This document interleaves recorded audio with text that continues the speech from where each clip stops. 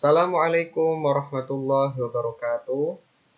Yang terhormat Bapak dosen pengampu mata kuliah logika, Bapak Mudzakkir Mukhlisin, S.Phil, MPH, dan juga teman-temanku semuanya yang saya hormati dan saya banggakan. Perkenalkan, saya Ahmad Husnil Kirom dengan NIM akhir 012. Pada kesempatan kali ini, saya akan mempresentasikan materi dengan judul generalisasi dalam logika. Langsung saja kita ke pembahasan. Yang pertama yakni pengertian generalisasi. Generalisasi berasal dari kata general yang berarti umum atau tidak terperinci. Dalam logika, generalisasi adalah proses penalaran yang berangkat dari sejumlah fenomena individual, lalu ditarik menjadi kesimpulan umum yang berlaku bagi fenomena sejenis, termasuk yang belum diselidiki. Nah, sebagai contoh, jika kita mengetahui bahwa Aura, Desi, dan juga Wafi adalah mahasiswi BSA yang berperilaku solehah, maka kita bisa menarik kesimpulan bahwa secara umum mahasiswi BSA berperilaku solehah pula.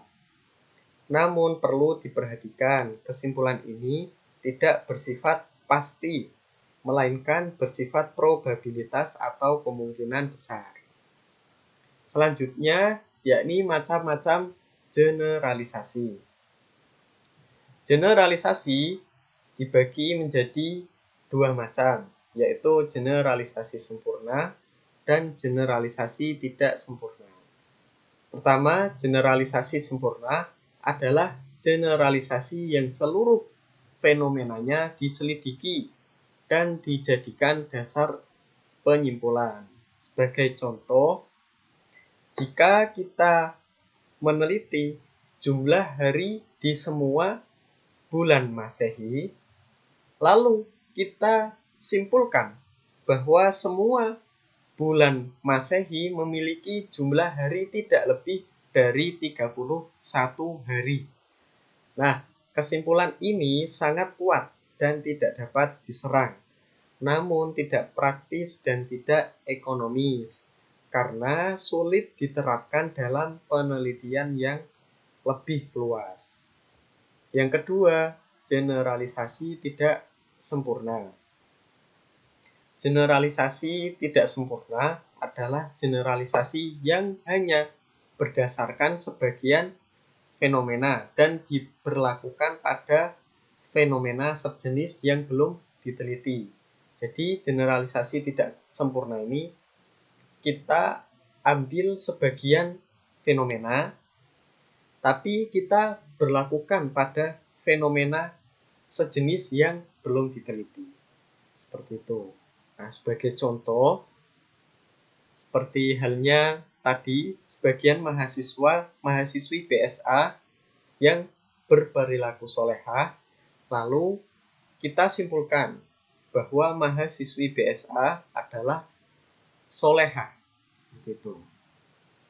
Nah, kesimpulan ini bersifat probabilitas, namun justru praktis dan ekonomis, sehingga menjadi dasar utama dalam ilmu pengetahuan.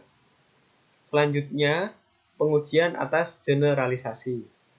Nah, agar semua generalisasi kuat dan dapat dipercaya, maka perlu diuji dengan beberapa kriteria.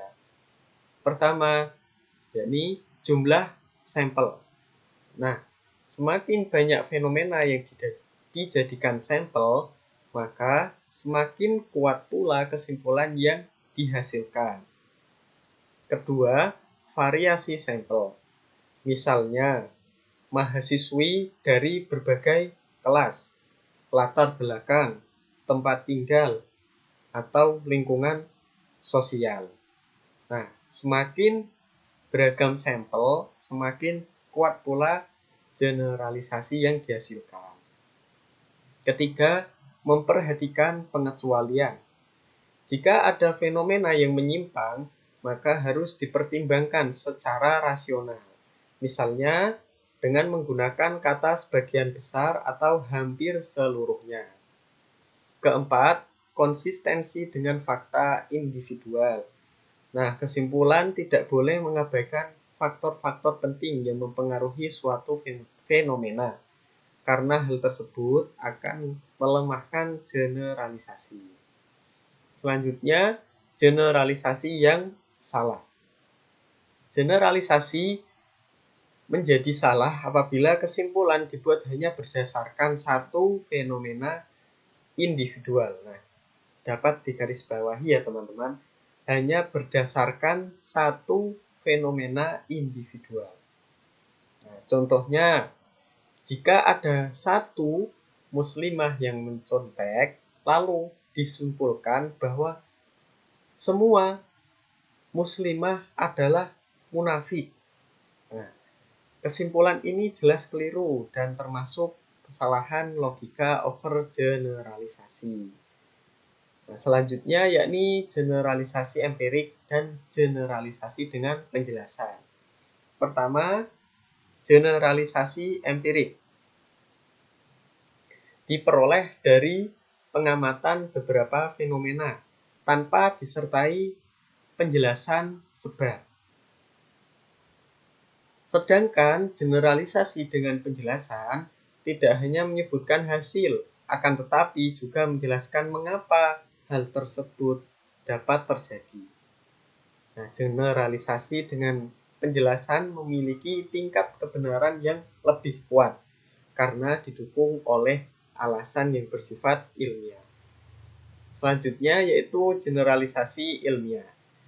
Nah, ini terakhir ya teman-teman. Generalisasi ilmiah memiliki beberapa ciri penting. Antara lain, data diperoleh melalui observasi yang cermat oleh ahli, menggunakan alat ukur yang jelas, melalui pengujian dan perbandingan, dinyatakan secara terbuka untuk diuji dan dikritik atau ditinjau kembali. Nah, sebagai penutup, dapat disimpulkan bahwa generalisasi merupakan proses penalaran yang sangat penting dalam logika dan ilmu pengetahuan. Meskipun kebenarannya sering bersifat probabilitas, generalisasi tetap menjadi alat utama untuk memahami dan menjelaskan fenomena secara luas. Demikian presentasi dari saya. Terima kasih atas perhatiannya. Mohon maaf atas segala kekurangan dan kesalahan. Saya tutup. Wassalamualaikum warahmatullahi wabarakatuh.